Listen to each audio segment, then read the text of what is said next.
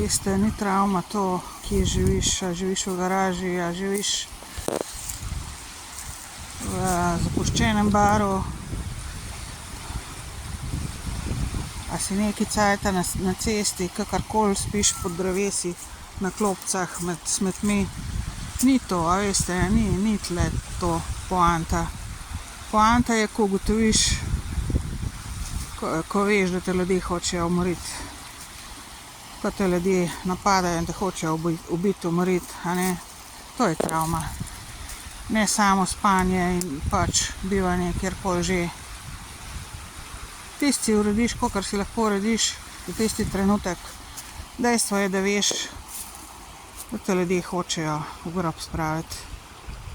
Brez kakršnega koli tehtnega razloga, brez kakršne koli podlage, brez kakršne koli zadeve, da bi jo imeli na tebi.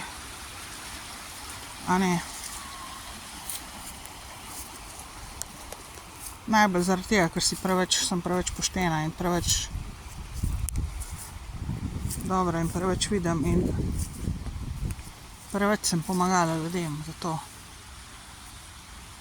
Pa pričakuje, da bom še, zakaj že, zato, da me boste še dodatno pokradli, da me boste do konca pokradli in v grob spravili, zato ne vam pomagam.